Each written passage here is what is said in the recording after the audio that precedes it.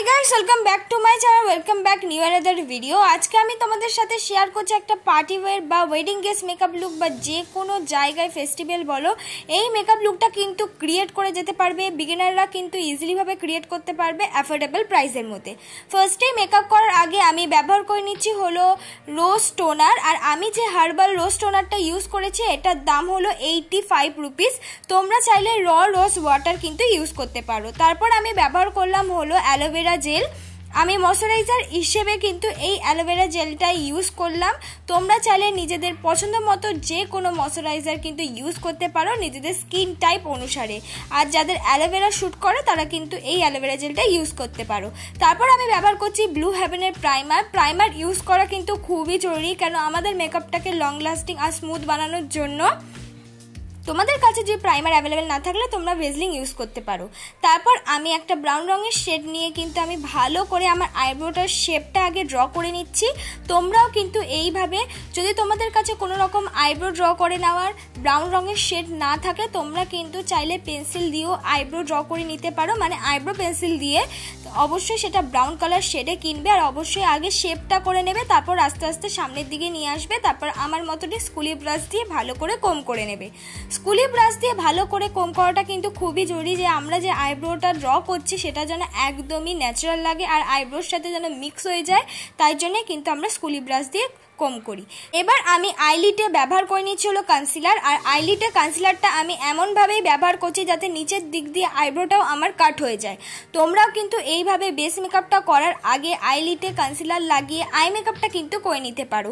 Concealer লাগানোটা কিন্তু খুবই জরুরি। তোমরা যে কোনো বাজেটেরই তাহলে আই মেকআপ বা আই শ্যাডো ইউজ করো না কেন, তাহলে কিন্তু সেই আই শ্যাডোটার পিগমেন্টেড অনেকটা বেশি থাকে যখন তুমি কনসিলারটা অ্যাপ্লাই করো। মানে হোয়াইট রঙের যদি কিছু অ্যাপ্লাই করা হয়, মানে তোমাদের অবশ্যই একটু যে স্কিন টোন অনুযায়ী বা স্কিন টোন থেকে হাই একটু কনসিলার আইলিটে ব্যবহার করলে কি হবে, যে আমরা যে আই মেকআপটা করবো সেই আই শ্যাডোটা কিন্তু পিগমেন্টেড হবে। তাই জন্যই কিন্তু আমার আইলিটে কনসিলার ব্যবহার করা। আর অবশ্যই কিন্তু ব্যবহার করলেই হবে না, সেটা কিন্তু বিউটি ব্লেন্ডার দিয়ে ব্লেন্ড করতে হবে। সুন্দর করে কিন্তু দেখে দেখে আমি বিউটি ব্লেন্ডার দিয়ে ব্লেন্ড করে নিচ্ছি। আর তোমরা বেস মেকআপটার আগে যদি আই মেকআপটা করো তাহলে এক্সট্রা কোনো আইশ্যাডো যদি মুখে পড়ে সেটা কিন্তু ঝেড়ে নিতে পারবে। এটাও একটা কিন্তু এটার গুণ আছে, তাই আগে কিন্তু তোমরা আই মেকআপটা করতেই পারো। আই মেকআপ করার জন্য ফার্স্টেই আমি অ্যাপ্লাই করে নিচ্ছি হলো একটা পার্পল রঙের শেড।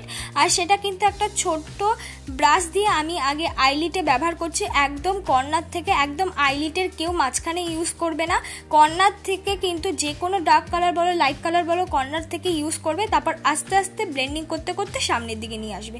ঠিক আমিও এইভাবে পার্পল কালারটা ব্লেন্ডিং করছি। তারপর সামনের দিকে ইউজ করেছি একটু গোল্ডেন কালার। আর অবশ্যই পার্পল কালারটা আমি শুধু শুধু ব্লেন্ডিং করিনি, পার্পল কালারটাকে ব্লেন্ড করার জন্য আমি ইউজ করেছি পিঙ্ক কালার। তোমরা কিন্তু এই আই মেকআপটা যে কোনো কালার কম্বিনেশনে করে নিতে পারো। তারপর দেখো চোখের নিচে যে আমার ডার্ক স্পট আছে এখানে আমি ইউজ করছি হলো ইনসাইটের কালার ক্যারেক্টার। তোমরা চাইলে যে কোনো লিপস্টিকও কিন্তু অ্যাজ আ কালার ক্যারেক্টার হিসেবে ইউজ করতে পারো। অবশ্যই তোমরা সবুজ রঙের কোনো লিপস্টিক ইউজ করতে পারবে না বা পাওয়া যায় না, তোমরা কিন্তু চেষ্টা করবে অরেঞ্জ কালার লিপস্টিকটা ইউজ করতে। আর অনেকের ডার্ক স্পটটা রেড রঙের থাকে, তো সেখানে কিন্তু অবশ্যই একটা কালার ক্যারেক্টার ইউজ করতেই হবে সবুজ রঙের, তখন কিন্তু আর লিপস্টিক তোমরা ইউজ করতে পারবে না। কালার ক্যারেক্টার ইউজ করে নেওয়ার পর আমি আস্তে আস্তে করে কিন্তু বিউটি ব্লেন্ডার দিয়ে ব্লেন্ড করে নেবো একদম হালকা হাতে।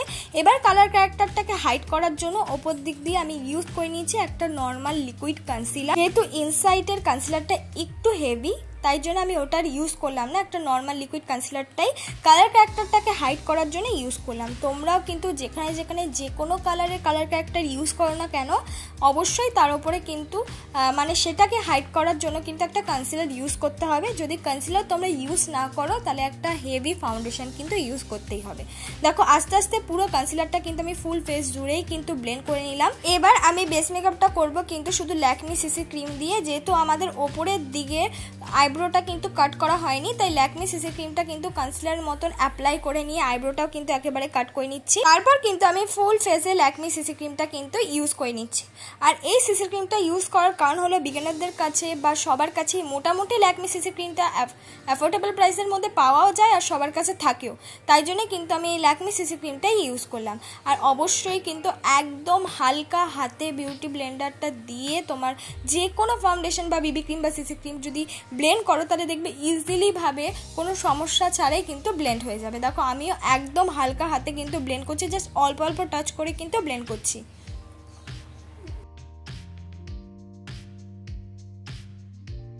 আর যাদের মুখে ফেসিয়াল হেয়ার আছে তাদের কিন্তু ব্লেন্ড করতে একটু অসুবিধা হতে পারে, বিবি ক্রিম, সিসি ক্রিম বা ফাউন্ডেশন যা কিছুই, তখন কিন্তু তোমরা যতই ব্লেন্ড করার চেষ্টা করো কিন্তু ব্লেন্ড হবে না। তাই বিগিনারদের বলে রাখবো সবসময় ফেসিয়াল হেয়ারটা রিমুভ করে তারপর মেকআপটাকে ব্লেন্ড করার, বা ফাউন্ডেশন, বিবি ক্রিম বা সিসি ক্রিমটাকে কিন্তু ব্লেন্ড করার। পুরো আমি ল্যাকমি সিসি ক্রিমটা কিন্তু ব্লেন্ড করে নিয়েছি সুন্দর করে, দেখো একদম ফেসের সাথে অ্যাবজর্ব হয়ে গেছে। তারপর আমি অ্যাপ্লাই করে নিচ্ছি কনসিলার। আমি নর্মাল লিকুইড কনসিলারটাই কিন্তু অ্যাপ্লাই করেছি, বেশি পরিমাণ ইউজ করছি না, যেখানে যেখানে অ্যাপ্লাই করার প্রয়োজন আমি সেখানে সেখানে কিন্তু ইউজ করেছি। তোমরা চাইলে এর থেকে বেশি পরিমাণ বা এর থেকে কম পরিমাণ ইউজ করতে পারো।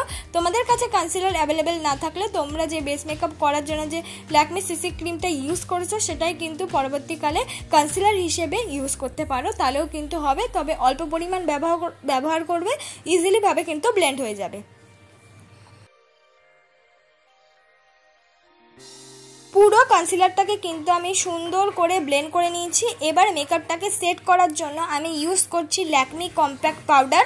তোমরা চাইলে কিন্তু এখানে যে কোনো লুজ পাউডারও ইউজ করতে পারো মেকআপটাকে সেট করার জন্য, কিন্তু মেকআপটা সেট খুবই জরুরি, তাহলে তোমাদের মেকআপটা কী হবে, লং লাস্টিং থাকবে আর অনেকক্ষণ পর্যন্ত থাকবে। তাই অবশ্যই তোমরা কিন্তু মেকআপটাকে সেট করে নেবে। আমাদের আগে আই মেকআপটা হয়ে গেছিলো। এবার একটা ব্রাউন রঙের শেড নিয়ে আমি কিন্তু লোয়ার ল্যাশে ব্লেন্ড করে নিচ্ছি। ব্রাউন রঙের শেডটা কিন্তু সবাই ইউজ করতে পারো, যে কোনো আই মেকআপ করলেই কিন্তু লোয়ার ল্যাশে ব্রাউন রঙের শেড ইউজ করা যায়। তারপর আমি পরে নিলাম হলো ল্যাকমি আইলাইনার। তোমরা চাইলে এখানে নিজেদের পছন্দ মতো যে কোনো আইলাইনার ইউজ করতে পারো, বা কাজল দিয়েও কিন্তু আইলাইনার মতন পরে নিতে পারো।